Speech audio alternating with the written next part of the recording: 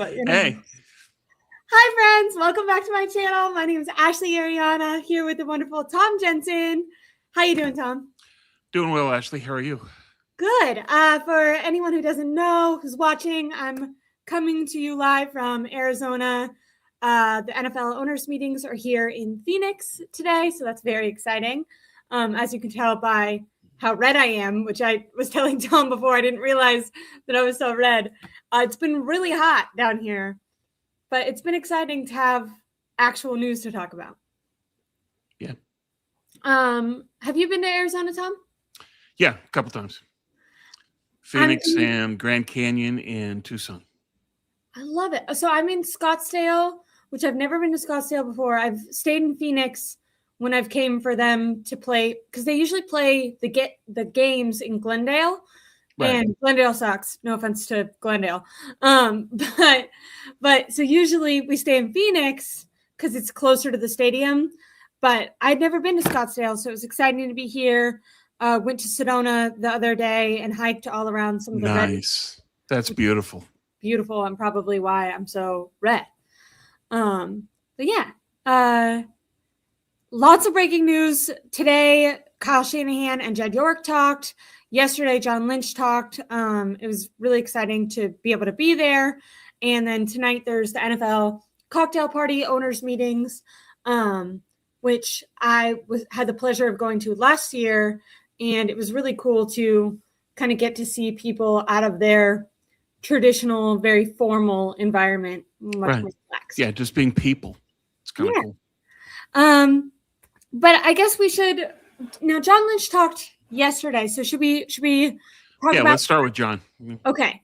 John Lynch talked yesterday. Some of the number one updates he gave was he talked about the 49ers investing a lot of money, millions of dollars, into their training facility. The NFL report cards came out earlier this year. The 49ers got really good grades when it came to coaching and stuff like that, but their worst grades on the report card were their training staff and their training room. And not only were they bad, like the grades were bad compared to all the other categories on the 49ers specific report card, but they were graded bad compared to the rest of the NFL, which is worst in the league. Yeah. So now, depending on, because we're going to get into it, Jed York talked today and kind of backtracked on this, but John Lynch came out and was like, we're listening to our players. You and I talked after George Kittle had gone on a podcast and basically said he was rehabbing his Achilles at home because he had a zero gravity treadmill that the 49ers had something similar, but it wasn't up to date. And so he got a brand new one and talked about how expensive it was.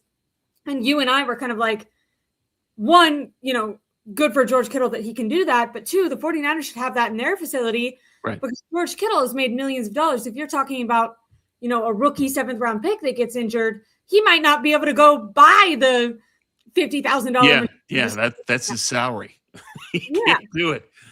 Yeah, and so good on them that they made the investment, that they brought in the latest and greatest at 0G and the Hydro system. So that's good stuff. Now, hiring 3 more physical therapists is good. Now, part of the players' report card was concerned with the lack of time to spend with a therapist. Yeah. And so now they're adding more so that they can do more one-on-ones. Good thing. Now, tell me if I'm being too harsh, because it's wonderful that they made this adjustment, but they didn't fire their training staff and get new training staff. The 49ers have really struggled with injuries even before Kyle Shanahan, but especially under Kyle Shanahan. They have only promoted from within. They had other lead trainers that ended up moving on about 3 years ago. And I think a lot of people thought during that time that the 49ers had overhauled, but they just promoted guys that were under them. So they've had the same training staff this entire time. In my opinion, not a successful training staff. And the update was not that they fired those guys and brought in all new state of the art. You had suggested, go to other teams that have been top of the league in health and outbid them. Jed York, we'll get into it, but he talked about money and Eddie DeBarlo kind of being unrealistic when it comes to today's NFL and the salary cap. Well, something the salary cap does not apply to is coaches and training staff. You can spend Any amount. So they could go to, you know, I don't have the list, but let's say the Tennessee Titans. I'm not saying they are, but let's say their number, whoever it is. Yeah, let's say whatever team has been like top 5 in health for the last 5 years, they could go to that team's training staff and go, what are they giving you? We'll double it. Like someone hearing that might be like, that's really extreme. That's what Eddie DeBarlo would do. There's no restraints around doing that.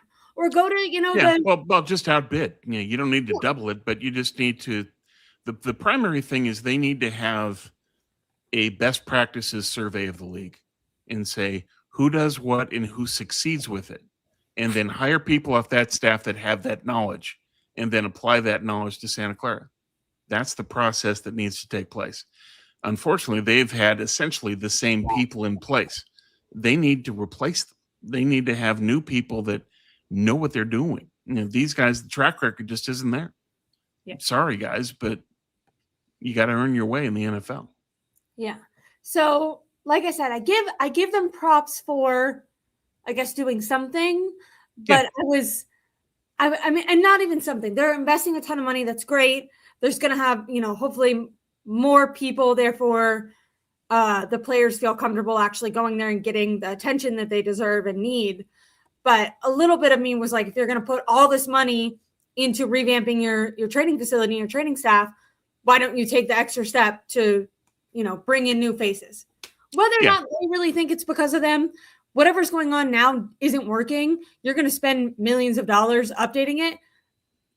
I think right now it's time to just try it all. Don't just dip your toe into changing something, you know? Right. If you're going to commit to it, go all the way. Yeah.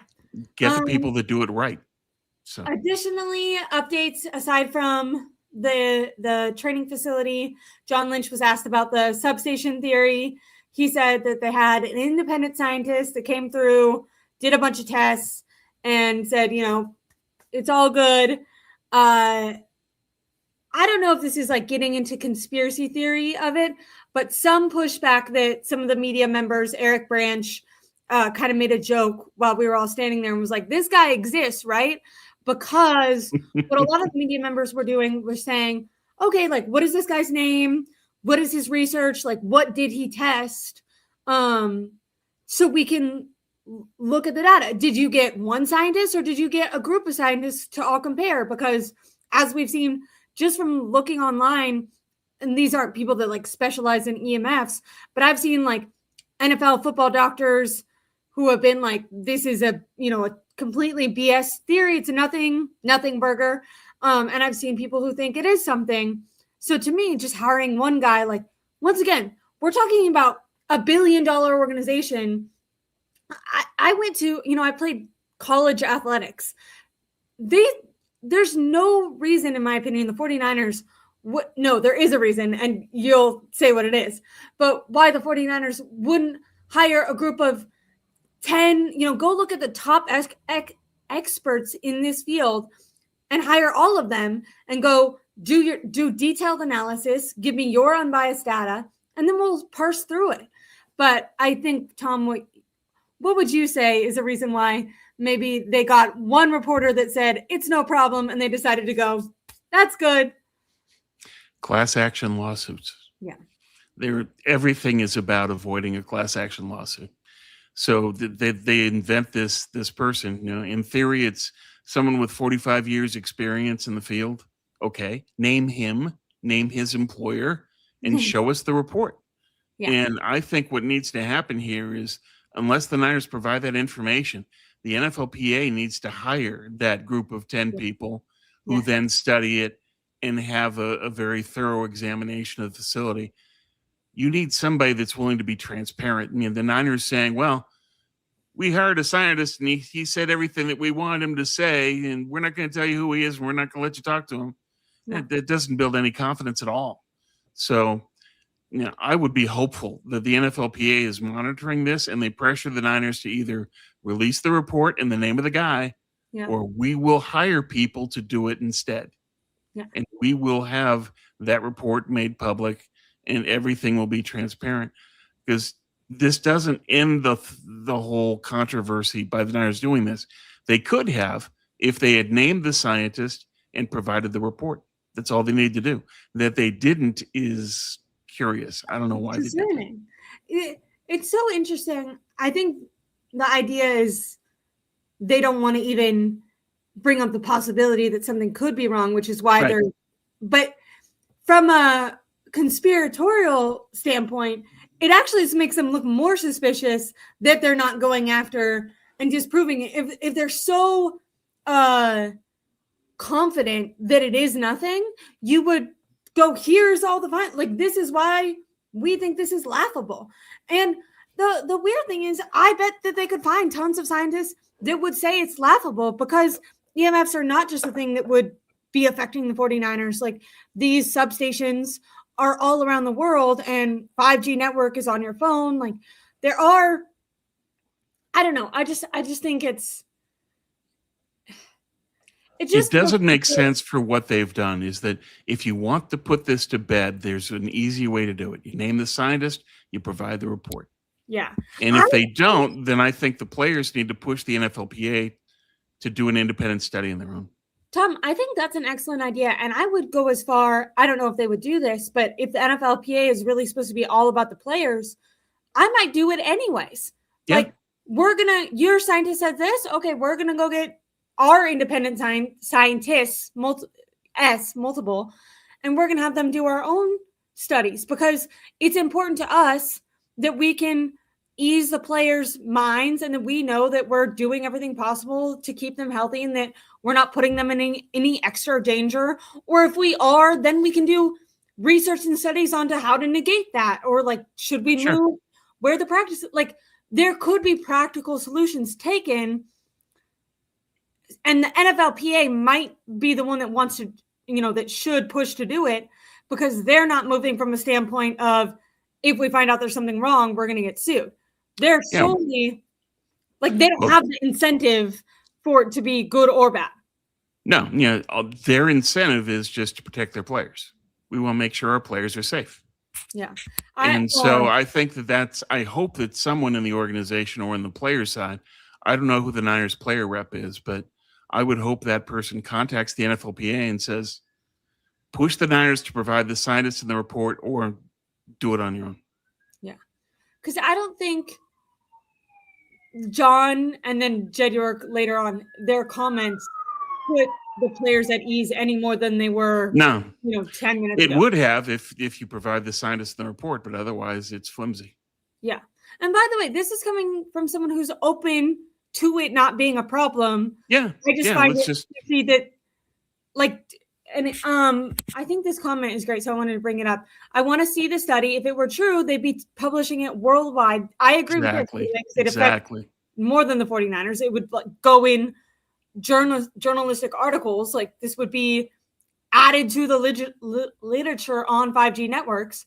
And then plus, she says, studies take far longer than that. I completely agree with this. It was a Super Bowl, which was like a month ago, less than that. Not long ago, Jed York was laughing at the possibility that this was an issue and basically saying he was going to put no resources to it, which means, in my opinion, that they hadn't hired that guy at that point. What probably happened is during that Super Bowl, like, media row, Jed York and John Lynch both dismissed it. Then they saw that multiple players on their own team were like, okay, this is a big deal, and it wasn't going away. So after the Super Bowl, they probably reflected and were like, okay, we have to do something.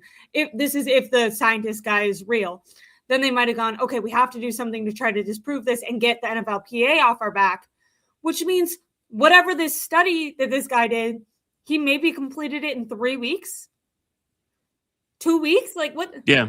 I don't know the time frame, but and I'm not familiar to know enough about the subject to see if 2 weeks is sufficient. I don't know. Yeah. But yeah, I think that Julie's point is dead on. That all you really need here is transparency. That's it. Thanks, Jay. Yeah, I love that. And then Eric says, Dr. Bennett, I'm not familiar, has dispelled the Niner injuries in comparison with the league and Kyle's tenure. Well, okay, but the Niners led the league in most injured players. What is it, 3 of the last 5 years? Yeah. I saw Jed York kind of downplay where they were injury-wise in the team. I think depending on, and what Dr. Bennett might have been talking about, is are you counting starters, games lost due to starters missing, or are you counting like your entire roster, and that means practice squad players, backups, all that? Maybe other players had more non-impact players out potentially, but you're not gonna tell a 49er fan, anyone who's paid attention to the 49ers in the last 5 years, you're not gonna actually sit there and tell them that injuries have not been a problem for this team. Like that's that's pure gaslighting. So it's just okay. Well, we've outlined what they need to do. Do it. But moving on from the NFT theory, John Lynch was also asked about first round draft picks and the draft in general. He downplayed the potential that the 49ers could draft a wide receiver in round 1. I don't know if that's smokescreen, because he also did talk a lot about needing to add that element to their roster. How did you feel about what John Lynch said when he was kind of talking about the draft coming up, and also praising himself, which we've seen him do a lot this offseason? For the he draft hasn't been extended yet. He's campaigning. Yeah. He's been building a case. He's been building a case, that's for sure. The main takeaway I took from Lynch on the draft was that he said they're not done at guard, which to me implies drafting one, because there's only Bitonio in free agency who's really left that's viable, and he's 34 and he's talked about retiring before. So it seems to me that they needed to draft one. Kyle backed that up today, so I think that we can say safely that's one of the picks. So that was my main thing with Lynch on that. In terms of saying the wide receiver isn't urgent, I think that part of that is smokescreen and part of that is agenda. That Lynch has always said the biggest need in this team is edge. But we haven't heard Kyle say what he thinks the biggest need in the team is. And we know where Kyle's priorities lie. Oh boy, I get to draft another receiver. So, we can say what Lynch said, but that's from his perspective. We have to balance that out with what Kyle wants. And Kyle's the one making the shots. So we'll see. But I like that Lynch is consistent in saying that, we need an edge. They do. So if I put together the comments from Kyle and John specific to the draft, we now know 4 of the 6 picks: wide receiver, edge, guard, running back. Kyle talked about needing to add a running back today. So those are 4 of the 6. Along with John, Kyle hinted that the guard, that they were not done at the offensive line position. Right. So to me, it seems that they're willing to look at guard, and it's just a question of when. When would you because I know you said this draft is pretty good at guard, right? Like tackles, no, but it has some. Tackles drop off straight off a sheer cliff after the first round at tackle. At guard, it goes through the 4th round. The thing that's interesting is their pick at 58 is sort of the sweet spot of the draft in terms of guards. That's where a lot of good guards are available. One of them should drop to 58 if they're willing to make a guard pick there. So that could be Chase Basanis from A&M. That could be Keelan Rutledge from Georgia Tech. Either one of those guys would be a great pick. Rutledge ran a really fast 20 shuttle in Indy, so we know that he'll be on Kyle's radar. They like that. Yeah. Would either of those two be top of your choices? Like, aside from the 49ers might like them, do you like either of those? Yeah, I like both of those players. I think that Basanis is a true dog. He's a guy that fights. And he's just a bulldozer in the run game, which is something they need. Yes. Basanis, the A&M coaches now are the Duke coaches that developed Graham Barton at Tampa, who was able to play every position on the line. So he got some great coaching at A&M this year, and a lot of their linemen are available. And what most of those coaches have said is that Basanis is the strongest offensive lineman they've ever seen. Got it. So if you've got somebody that's that strong, he can help. But he's not as fast as Rutledge is. I would think that Rutledge would be Kyle's preference. Either one of them would be an impact starter, better than Pooney, who would be able to be an impact starter right away. And Kyle hinted, I'm not trying to go away from John Lynch, but just since we're talking about the guard, Kyle hinted, what did he say? He basically said that there was going to be a guard competition with the free agent that they brought in, but also that he hoped in the draft they would address that as well, adding to that competition potentially. So my guess, my hope is that Keelan Rutledge at 58 is an option for them. But my expectation is that they will wait until the 4th round to draft the guard. No, and I think there's still there's still guards that are very good in the 4th round. Okay. Jaden Roberts from Alabama, Fabechi and Waiwu from Oklahoma, and Billy Schrauff from Notre Dame. Those 3 guys would all fit as well. They were all quality. Jalen Farmer from Kentucky also. So those players could be there at 127. It's just that the highest impact guy you could get would be Rutledge. But I don't think that they're going to go guard at 58. My read is they're looking at wide receiver and edge in whatever order they want, are the first 2. And then in the 4th round, they're looking at guard and running back. Okay. Yeah, they both did hint at edge being a priority. And then, like I said, I felt like John's comment about the wide receiver, just the way he said it, I was like, it was so kind of unprompted. Like we were talking about wide receivers, but no one was asking him about the 1st round specifically. And he was like, by the way, we're not going to get one in the 1st round. And I was like, oh, are you going to get one in the 1st round? Yeah, well, it's a whole bunch of smoke. The Niners are invested in the smokescreen. They've been pretty elaborate in their plans in the past. Yeah. But is it so elaborate that they've got 3 30-visit wide receivers, the guys that could go at 27, and all of that is for show? And that's kind of a waste. But yeah maybe. We'll see. Yeah, and Leroy says, no, Tom, stop. Draft an OL ASAP. Yeah, I'm with you, Leroy. I'm just applying the Kyle realism to this of saying that, can we truly expect them to value it? At least we know this much. They have picked a guard in the 2nd round before in this regime. It is possible. It's just based on the talk that they've had so far. Wide receiver, edge in whatever order in the first 2 picks seems likely. That's just my read. Before we move on from John Lynch, this is like semi-connected because it wasn't John Lynch, but it was about the O-line and the draft. I saw you talking with Nick Newman on Twitter.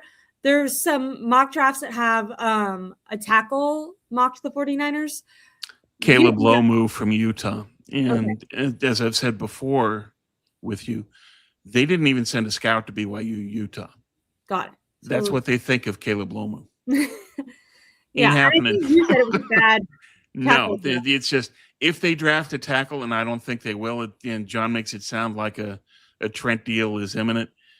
If they wanted to draft a tackle, it would be probably Max Ahanachor from Arizona State, because he fits the Trent profile as a guy that's strong, incredibly fast, great athlete. Raw, he's going to have to learn a lot, but he's learned plenty. He only started playing football in JC. So we'll see. But I think that he's the guy that they would want. If they took a tackle at 27, I think it's him. But I don't think they will, because they're gonna keep Trent, and part of that is then, okay, we can ignore tackle now. I'm not saying that's the right choice, but you're right about their logic. Just because I don't know if I've said it yet on here, John Lynch, when talking about Trent Williams and his deal, he used the word like intensified, said that the conversations between them had intensified, and then he anticipated that good news is coming soon. I'm assuming that means some sort of deal. I don't think he would phrase it in that way if he thought Trent was gonna go somewhere else. He's selling that it's close, and that's a positive direction. It's the one thing that I wrote about that I'm concerned with is I want to make sure that if they keep Trent, it's for 2 years. And here's my thinking. If it's only one, then you go into next year's draft and they're going to lock in on tackle. And next year's draft is the star draft. It's the best in 10 years draft. Okay. You have to be open to every position. If you lock in, you'll make the exact same mistake they made in 2018. They locked in on tackle. They took Mike McGlinchey, 4 All-Pros, and an MVP were picked after him because they locked in. Yeah. Don't lock in, especially next year. Do not. Yeah. I agree. I also just think that whenever they do draft a tackle, it would be in my preference that Trent is there for 1 year before that tackle has to take over. But I don't know. That's just what I would We'll hope. see. It's just, is this something that Kyle has proven he's capable of doing? Not yet. No. Maybe he would when faced with the knowledge that Trent's 39. You can't keep kicking the can down the road anymore. You need to take a tackle. But you can't take a tackle in the first round next year. You have to draft your star because that's the star draft. Yeah. Julie says best player available. They never do it though. But hopefully with the best draft that we've seen in a while, they at least free themselves for that to be a possibility. Yeah. Because we've seen it needs to be. Out of desperation, they let all-star players go and take guys that they don't keep on second contract. So that's not good. Right. I also felt like Kyle hinted that the deal with Trent was going to be done soon when he was talking about the O-line. And then Jed York, when talking about Trent Williams, and we'll get into his talk in a minute. But he was like, John and Kyle got it. He acted like he had no idea what was going on about literally anything. It was kind of insane. It'll be interesting to talk to him tonight. But I don't know if it was a way of like absolving himself of responsibility, maybe from like criticism last year or this year, or maybe it's just honesty and he's really taken a huge step back and doesn't care as much about the Niners. But it was kind of insane listening to him talk today and how detached he was. Was there any other updates really quickly for John Lynch? Nick Martin, a lot of you might know, when the season ended, he was still in the concussion protocol. My prayers go out to him. He's been cleared finally, but and this is me, like John Lynch didn't say any of this. This is me projecting, but I don't even know if he's going to play football. He was in the concussion protocol for like 7 months. Yeah. If he was just cleared right now, that's it. Like John Lynch was like, great news, guys. And I was like, I assumed that this happened months ago. What do you mean it just happened? Like, yeah. So, well, anyway, I was 5-6 years ago in San Diego. I was in a car crash. Jeep ran a stop sign and T-boned me, and my car did a 360 and smashed into a truck on the opposite side of the street. I had a concussion. It took me 9 months to recover from that. Holy shit. Yeah. So I can vouch that 7 months, I believe it. I mean, I feel like that has to fuck you up. Sorry for swearing, but like. Yeah, it's not good. But I just can speak from experience that concussions are no joke. That's so scary. Yeah, I was scared out of my wits. I believe it. Oh my God, I'm so glad. I mean, you're not, that's not you being okay, but I'm glad you're here now, and it's terrifying. Yeah. This is so derailing, but people need to watch out when they drive. I get like kind of scared sometimes on like NFL work trips because I had that incident in Tampa Bay where I witnessed a horrible accident. For most people who are regulars know, but I watched 2 people get killed. It was horrible. And now I'm in Scottsdale and we have this like main road. And every time I like hear these people like skirting around, like almost like drifting a little, and you hear the cars like, shit. And I'm always like, I'm like, dude, it's not cool. It's not okay. And like, there's so many people right where those cars are like walking because it's like a main road. And then you get these people speeding and I just like, it freaks. Every time I hear it, I'm like. Yeah. I don't blame you. It takes you back to that moment. It's scary. Yeah. Sorry to go through that. So that was update for Nick Martin. John Lynch also talked about Nick Bosa and Michael Williams. Both are expected to be back from their ACL during training or their ACL surgery, offseason rehab. They're hoping that they'll be back for training camp. Michael Williams did tear his ACL about a month and a half later than Nick Bosa. So if he's a little behind him, that makes sense. Also, we just know that Bosa's, a monster at returning. And Sure. then he also said that George Kittle is hopeful he'll be back by week 1. That would be a really quick turnaround to me. And what I would say is, I hope everyone is healthy and I want them to come back, all that, but make sure you're not rushing back. If you're all good to go, totally, no hesitations, that's great. But if this is something you're pressing for, I need to push, do not do that.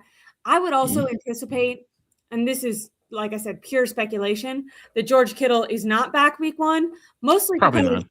for the 17-hour plane ride all the way across the world to go to Australia, I just don't think, even if he is, A-okay healthy right now, he talked just on a podcast 2 weeks ago, talking about all the rehab he's doing right now. He was still in a walking boot for part of the time. This was 2 weeks ago. He's on the podcast. He said he could take it off during certain events, but at home he was still wearing the walking boot.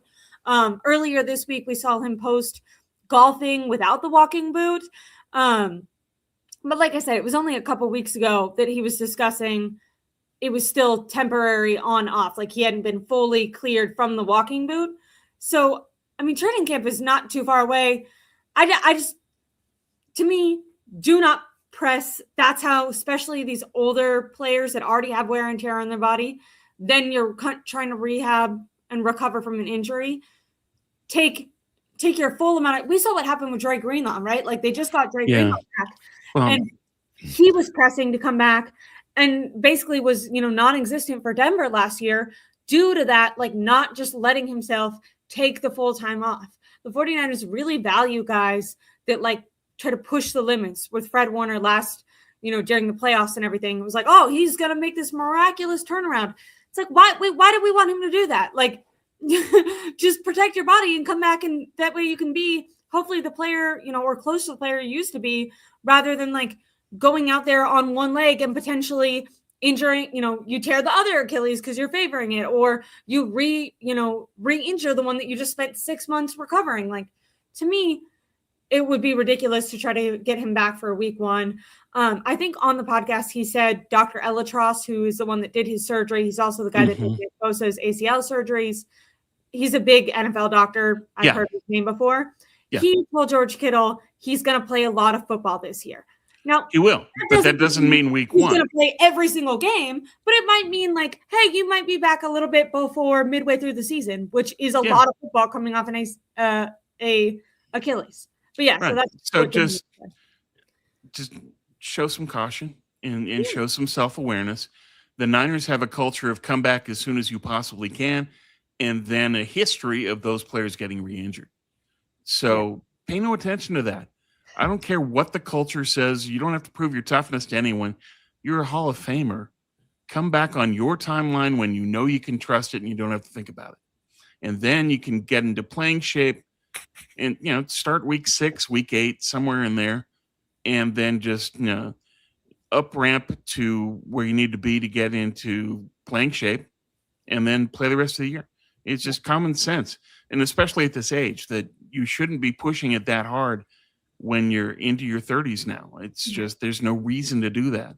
And they need George for the final 6 weeks of the season and into the playoffs. So, value that context more than I need to return because it's the culture of the team. No, return because your team needs you, but be ready and only return when you know you can trust it. Yeah. That's my approach. If you anticipate being good this upcoming year, then you want George Kittle to be feeling like George Kittle in the games that matter most, not him injured before those games even happen, or him being, 25% of himself because he's been pushing through. I completely am with you there. The last thing that John Lynch said, it was a rumor going on in free agency, are the 49ers going to get Joey Bosa? That seems to be a campaign that Joey and Nick Bosa's mom really wanted to happen. John Lynch said, he's a great player, but we can't afford him. can't is a strong word. I think technically they could for his skill set. I think can't is accurate, though. It's yeah. Joey Bosa wants $12 million, and the Niners are saying we're only budgeting $5 million for a rotational edge. Yeah. So, they're looking at different players. They're looking at somebody like Derek Barnett from Houston. Maybe Cam Jordan is willing to come back to the Bay Area on a discount, something like that. Okay. And Cam Jordan went to Cal. So, we'll see if that's something that can appeal to them. But I think that's where their shopping is. And, Joey Bosa wants more than double that. So that ain't happening. Cheryl Bosa, sorry, but she's campaigned for Nick and Joey to be on the same team for a couple of years now. So this is nothing new. Yeah. She's not just doing that this year. She did last year. Opportunity. She's like, let's go. But I mean, I think this is, it's not just the 49ers. It's Nick Bosa too, or Joey Bosa too. He's not going to take a huge pay cut to come with the 49ers. No. And this is the one time I'm with the 49ers. I don't think they need to go spend on Joey Bosa, who has not proven consistently that he can be healthy. And that is a mistake they've made in the past, is paying a player based on one good year when the rest of their history shows that that's not who they are. Maybe it'll bite me in the ass and you'll have a great year next year. But as the 49ers, when their goal should be to move towards getting younger and healthier, I know free agency is hard to do that because a lot of the guys are just going to be older because they're on their contracts and all that. But you don't need to go after someone who is clearly on the later end of their career and consistently struggling with injuries. And on top of that, you don't want to spend more money than the role calls for. Yeah. The role they're looking for is a rotational edge, not a starter. Yeah. And so you don't spend $12 million for a rotational edge. You spend 5 to 7, and that's what they're looking at. I want to move on to this morning, and the topics will be similar because obviously everyone was asked kind of similar questions. But Kyle Shanahan sat down with the media early this morning, which was so annoying, by the way.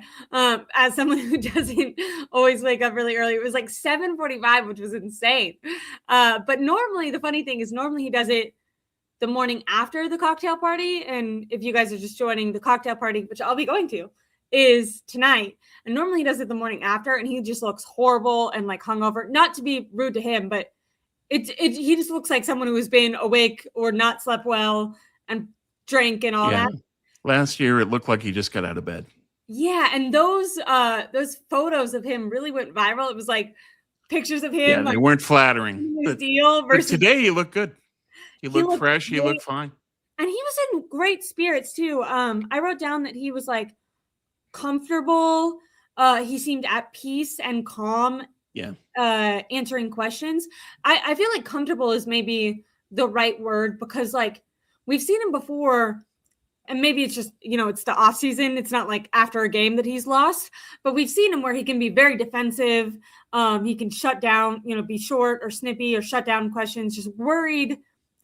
We've seen him in contexts where his responses seem to be more about like job preservation, like, oh, you're attacking me, and so I'm going to not give you anything, versus like teaching or explaining or even joking, where today he was on the latter. He was, like I said, he seemed very comfortable. He was, making jokes from the moment he sat down. Matt Mayoko asked, because he was running a little late. John Lynch was much later yesterday. They only give you a certain amount of time, which is kind of crazy. And John Lynch showed up like 10 minutes late. And then Corey was like, he has a hard out. And we were like, well, why did he show up 10 minutes late then? But anyways, Kyle wasn't that late. He like showed up like when everyone else does, but he was sitting down last, and Matt Mayoko made some sort of joke about it. And he was like, he just started off the presser being like, yeah, I try to be polite, but also cut off a little time if I can or whatever. And he talked about the flag football game he coached and, joked around that they got their ass handed to him. Talked a lot about free agency and the draft coming up.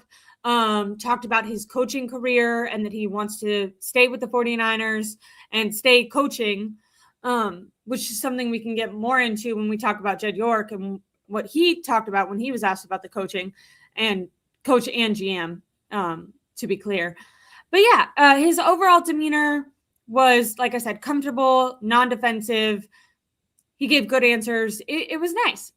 And it made me He was excited relaxed. He was comfortable in his own skin. He was comfortable with the media.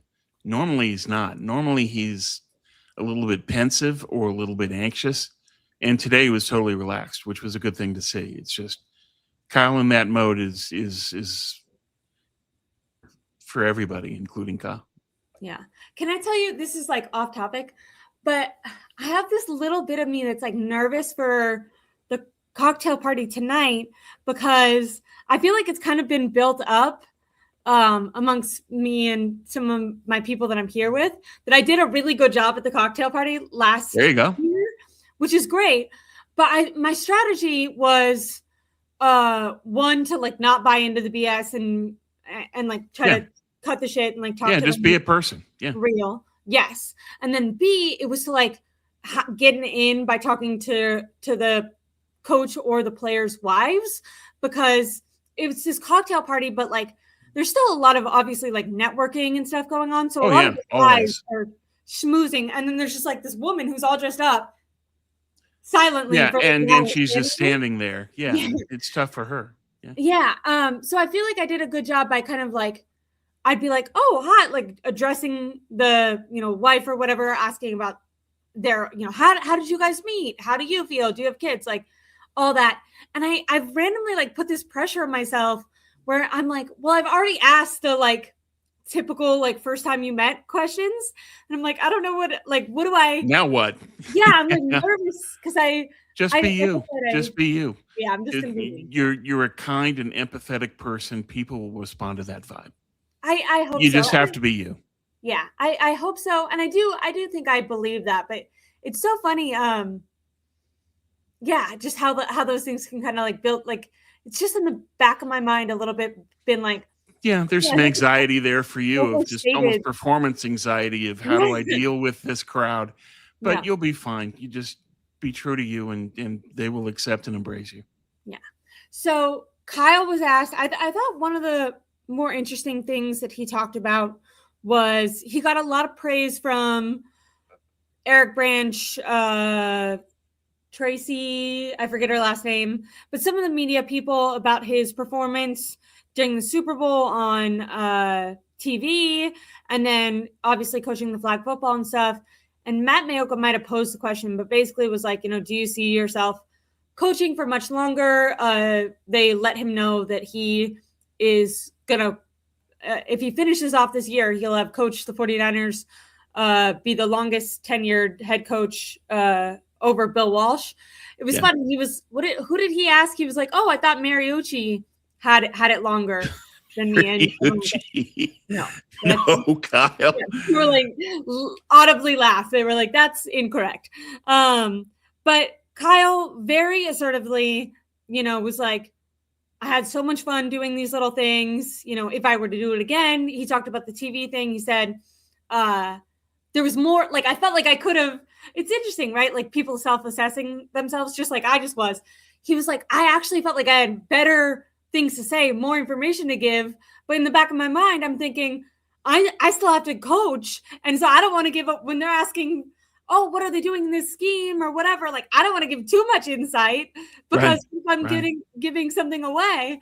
So he was like, yeah, I tried to answer the best everything I could, but also like a little bit of me was holding back.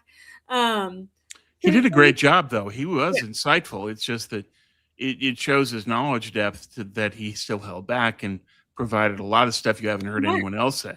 Yeah. And it's smart that he had the foresight to, in the moment, be like, oh, what do I want to give away? Like, what can I, put out there, but what should I keep in the reserve?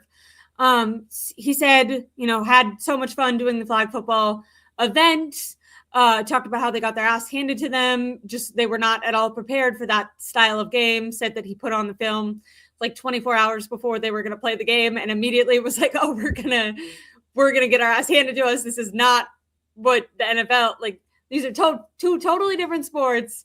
And, but so all that to say is he spoke highly of those like side quests that he had been on. Yeah.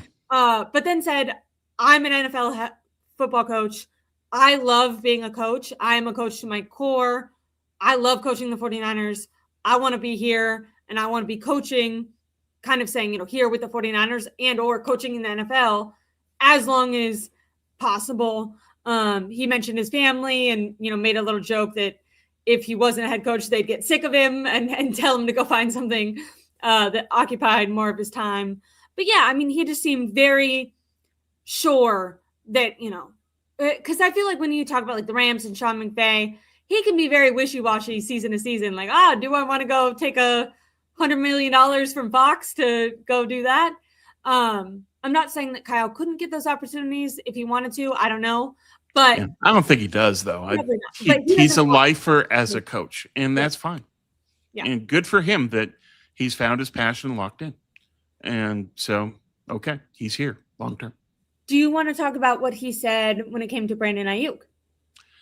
Not really. It seems to me that despite what Jed said, that Ayuk's gone. Yeah. Kyle made it clear that thing of a past. That's over. Yeah. So I don't think there's any chance of them keeping Ayuk.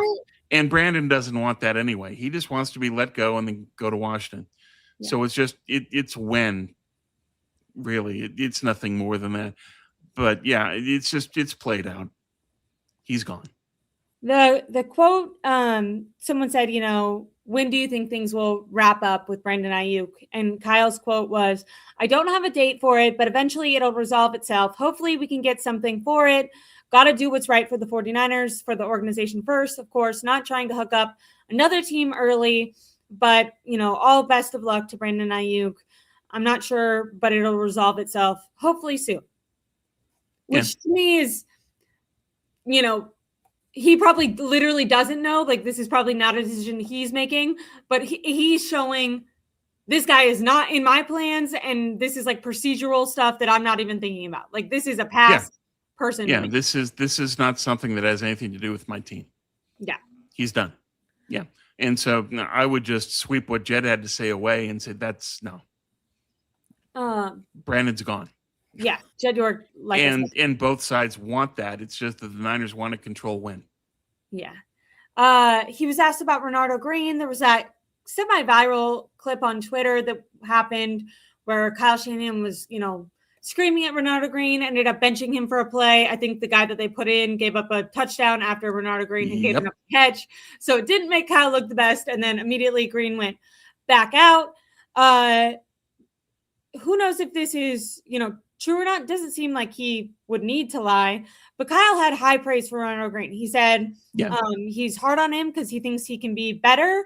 He believes in him. He specifically mentioned that he loved him coming out of college, wanted him in the draft, thought he had a great rookie year. He explained that play, said that he thought he ran the wrong route or whatever and wanted to bench him in a way to be like, when I send you back out there, do the right thing when you go back out there. Obviously, it didn't really work out because of what happened with the next guy, but he kind of suggested that his strategy going about that was purely like coaching. It wasn't personal, and it didn't mean he didn't like him. And he actually said, I want to challenge him because I believe in him so much. I thought he had such a good rookie year, and I thought he could be better, and I want him to be his best. And he said, I actually have to tell players, if I'm hard on you, it means that like I think you have even more potential than you're living up to. He said that where it's bad news is if he's not hard on a player and he's just letting him do whatever, and it probably means that he doesn't think that player can do much better. So that's why he's letting it slide. So I don't know. I felt like that was kind of an important update. I know it is because it impacts the draft. If they say that we love Renardo Green, we're going to keep him, he's our starter. Okay. So what does that mean? It means they're not drafting a defensive back. On Jordan James and Isaac Guerrero, I think it was Tracy, but maybe it was someone else before and she did the follow-up. But Kyle was talked about those two players. He was really pushed to ask, why didn't you play Isaac Guerrero? Because he mentioned specifically this upcoming year that they're going to want to use Christian in more of a rotation. And when pressed on it after like giving, I feel like, more PR answers, he eventually was like, Renardo Green was not the first or second best player on our team. He was at best number 3. and Christian McCaffrey didn't go down, and so he didn't play. Basically just saying, he didn't think he was good enough. He said he got an opportunity early on in his NFL career. He made a lot out of it, but then in training camp took a step back and then wasn't given that opportunity this last year. Said he wasn't number one or number two. He was third best. Says Christian McCaffrey is hard to pull out of games because there's specific plays that they have on the play sheet that only Christian McCaffrey can execute, or at least only he can execute them well. And he basically said it's really hard when he has play calls that the backup can't run in the way that Christian McCaffrey can run, because he's not always communicating right before a play going like, hey, Bobby, I'm about to call this play, so don't take Christian out. So sometimes he said what happened last year is Bobby had taken Christian out for a snap. And then right as that was happening, because everything is happening like in real time and they're not always communicating because just snap after snap, Kyle called a play that was meant for Christian. Christian McCaffrey wasn't on the field and they ended up having to burn a timeout. And he said, you're kind of stuck in this situation where either you have to burn a timeout or you have to let the backup who's in there try to run this play that they're not prepared to run. And so he said that kind of scared Bobby Turner away from taking Christian McCaffrey out of the game, because he's like, I don't want to mess up. And I don't want another timeout. Right. Yeah. And so the implication of all of that is they're going to want to draft a running back that has Christian McCaffrey skills. So that means a running back with legitimate receiving skills. Yeah. And that's Emmett Johnson from Nebraska and Nicholas Singleton from Penn State. Those are the guys they would look at. Okay, good to know. Let's say those names again. Emmett Johnson, Nebraska. Okay. And Nicholas Singleton, who's fast, so he's a breakaway back in addition, from Penn State. Okay. What round are those guys projected? 3rd to 4th. That's the issue, is that they might not be there at 127, but you certainly don't want to take either one of them at 58. So it could be something where they could package picks in the 4th to go up to get a running back if they loved him, or if they project that he's not going to fall to them at 127, then that's something they can do. But as of now, in the current mock, Singleton would probably fall to them, and possibly Johnson as well, because he didn't test that well at Indy at the Combine. He didn't run that fast. Singleton, on the other hand, is jet quick. So we'll see. The thing to watch for in terms of preparing for the draft, and Dane Brugler comes out with what he calls the beast, and that's his full draft projection on like every player. It's almost 250 deep of every single player, with everything you'd ever want to know of who he thinks is good, and that becomes sort of the holy grail of forecasting the draft. So that comes out on the 8th. Look for that. He writes for The Athletic. Good to know. See, Tom's always giving us the inside scoop. Well, I don't know if that's a scoop, but information to look out for. Yeah, let's put it that way. You're plugged in. Thanks, Ashley. He also talked about Jordan James. Basically said which is funny, right? Like, you're the coach. He said he wished he could have played him more. You're in charge of that. Yeah. What are you going to do? Shake your finger at yourself? Yeah, showed good things at the end, which we know, and was disappointing when you saw that, because it was like, wish I could have seen that sooner. Who knows if he's going to stick by this, because he himself agreed that he had this intention last year, but he said his intention going into this year is to play Christian McCaffrey in more of a rotation, play him a little less as a running back. I don't know if that's age or just strategy-wise could be beneficial. Well, it's a number of things. The NFL history is such that when you have that many touches in a season, the next year there's a big fall off. You either don't produce as well or you get hurt. The amazing thing about last year was that Christian stayed healthy, and that was amazing in and of itself. So for this year, I think they have to manage his. It's basically loading, where you have to say, when can we go that hard on Christian? And it underscores the need to draft a Christian-like running back in the draft, because then you get around that issue of he can do what Christian can, so we don't need to manage ourselves in terms of the play calling. Because what Kyle wants is he doesn't want anybody to inhibit what play call he wants to make. Yeah. And so there are things that I don't think Jordan James would be able to do that Singleton or Johnson could, because they're that better as a receiver. Okay. But I would still hope that Kyle would have packages where he'd say, okay, we need to have another series where this time we're going to run plays for Jordan James. Yeah. And if Kyle knows going into the series that Jordan's going to play, then he can moderate his play calling as need be. Yeah. On that, like, to back up the idea that I do think they're going to target a running back and maybe one of those guys, Matt Mayoko said, it was a longer question, but why did the run game fall off? Kyle Shanahan's answer was that they struggled to generate big plays. They were the least explosive that they've ever been. It was unacceptable, and they definitely want to work on that they pride themselves on having those explosive plays, that they were able to stay consistent with the run to help the pass, but they've never been that they've never struggled that much to have a couple explosive plays in the run game, a game.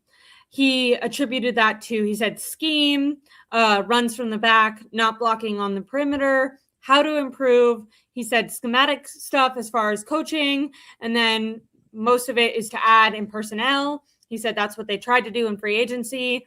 I imagine he means guard-wise, because they didn't get a running back. And then he said, we're definitely going to try even harder to attack that in the draft. So I assume he means one, guard, but B, running back. Yeah, both. Yeah.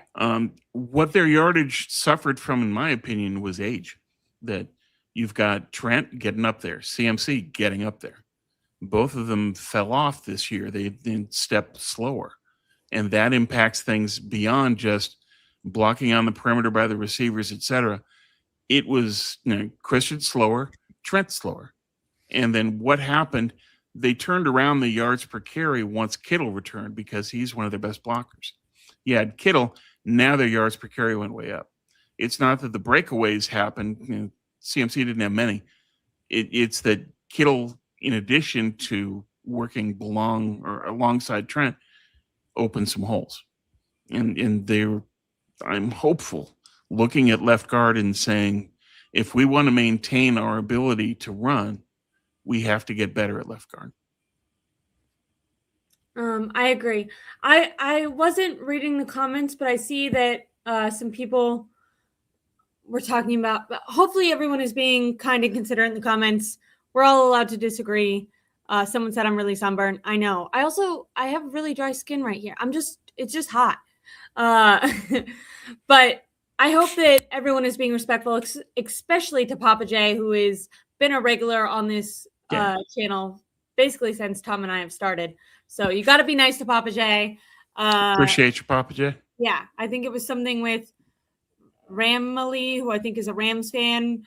I would like to say I give the Rams tons of credit. We were sitting at dinner with someone the other day, and they were asking me about well-run organizations. I talked about the Seahawks and the Rams, and I said, it hurts me to say that, but I think, those were two of the best constructed teams. Maybe the Vikings look promising.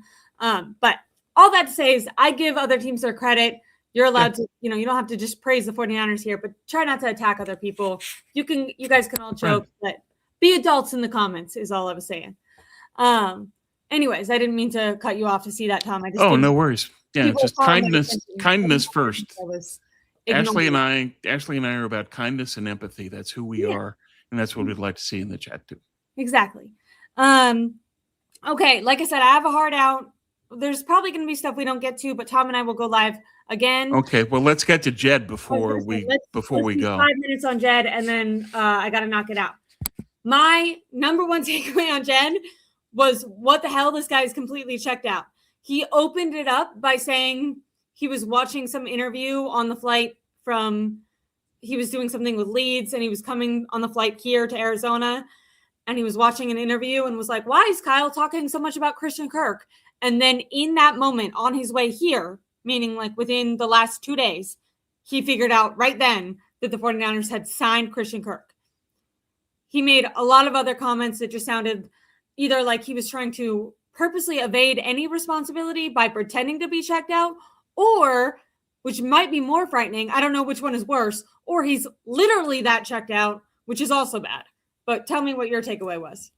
Well, my first takeaway was this was open mic night for Jed. He was riffing. And it's just kind of, okay, Sparky, whatever. A lot of the stuff that he had to say was kind of specious. But in terms of Ayuk, no, Brandon's gone. In terms of the substation, whatever, we know what your agenda is there. So, but in terms of him checking out, I will bring up an example from my MBA studies. When you, as a business, are completely trusting in your people that are on the ground and in place, that allows the business to diversify and expand. And that's what the Niners have just done.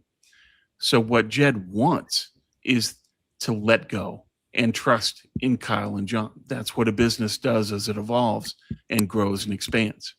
So Jed wants to walk away and just say, you guys have this. I've got your back. I trust you implicitly. And then what were his comments today? I want Kyle and John to stay here very long term. Why? Because Kyle and John handling all of this stuff at the Niner end enables Jed and his family to invest in Leeds, Rangers, etc. It then allows Jed to become CEO of the family business. All of that is stuff Jed wants.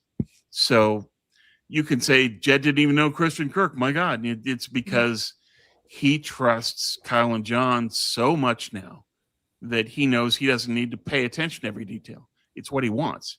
And from a business perspective, it's what he needs. As you diversify and grow, that's what you want. You want to just hand it off and say, it's on you guys. I trust you. Go get it done. Here's your budget. Go. And that's I hate that was but that's what's best for Jed. Yeah. It's not what's best for the team, but it's exactly what Jed wants. And so it enables Jed to do what he's most invested in. And that's why he did what he did. That's why he's came across as sort of this absentee owner, because that's what he's pursuing. That's what he wants. I want to spend more time getting Leeds and Rangers up to speed. And I know that I can trust Kyle and John to get it done. And because he's leaning so hard on them, he doesn't want to replace them. So I think that we can now throw away any hopes of John being replaced, Kyle being replaced. None of that's going to happen because he has now placed the day-to-day operation of the Niners in the hands of Shanahan and Lynch. It's their baby. He had a quote. He was like, with Leeds and taking over DeBarlo and company, which I guess is something else. I can't be 100% focused on the 49ers. That's, I don't know. Maybe I feel like it's old school. I know like Walmart is like owns the Broncos now or whatever. So maybe it's like going to be more popular as we, evolve, the NFL evolves, that companies and organizations own these teams and it's more of a business portfolio than anything else. We have that quote that everyone laughs at where Parag and Jed called the 49ers of old a lemonade stand and talked about how successful they are now, which clearly the only metric that you could ask or like try to say that that's right about would be if you're just counting dollar bills or money, which by the way, I would also say is still wrong, because I think when you win Super Bowls, you grow your fan base, which grows your like attention to like, I'm only interested in the 49ers because my dad is a fan. My dad is only a fan because his grandpa was a fan. And therefore they are making money on me who's going to games. So to me, it's very short-sighted to be like, well, we made more money in ticket, in t-shirt sales this year, and that makes us better. It's like, okay, but like striving for excellence and being passionate makes your fans passionate and grows your fans base, and being successful grows your fan base. And that makes you more money long-term. But anyways, I agree with all that. But what all that tells us, sorry, Ashley, is what's their goal? Money. Yeah. Their end goal is not a Lombardi trophy. It's a cash register. Yeah. And I don't want to hear that. And Jed saying that proves it. I don't want to hear that as a fan, though. That like, of course you don't. It's especially when you had Eddie DeBartolo before, Yeah. Where he was the reverse. He didn't care about the cash register. He cared about the rings. Yeah, I'll spend all the money to be successful. That's what you want. Like that's because it to me, like when you're more about the dollar bills, it more feels like you're like playing in fans' faces. Where if you're an owner like Eddie, even if you weren't as successful as he was, if you felt like your owner cared that much, you'd at least be like, okay, it makes sense that I would buy in because look at how bought in that person is. Like I'm following that lead. But Jed, the person leading the team cares most, right? And Jed is the opposite. So it's really frustrating that as a fan that grew up in part in the Walsh era to then have this, where Jed was constantly referring to, or at least once I heard, in the mix. Yeah. You're satisfied within the mix because it gives you the money you want. We're not satisfied because we want rings. But that's a generational split in the fan base. There are people, the old people like me, we got spoiled. We got 5 rings. The new people, their anchor point is the terrible days where the Niners were a punchline of just Chip Kelly and the rest of them just running the franchise into a ditch. And then Kyle came in and saved the franchise. And so to them, Kyle is God because he saved them, literally. And he did. But no rings. So the older generation is saying, rings or else. And the newer generation is saying, we just want to be in the mix because we don't want to go back to being a punchline. And Jed aligns with the younger generation. Tom, I love you so much. I gotta run. I know this was a shorter stream, but thank you guys so much for watching. I can't say how much I appreciate it enough. I've had so much fun here, and I'll bring you more updates tomorrow. And Tom and I will go live next week, and hopefully we can do a full debrief. I can tell you about the little questions or prompts that Tom sent me and how they went over and all that. So we'll do more of a breakdown to come. So thank you guys so much. I really appreciate it. Wish me luck tonight. Like I said, for some reason I'm alone. Have fun. Love you guys. Love you, Ashley. Monday. Have a great time. Lots of water. I'll try to wear sunscreen. Bye.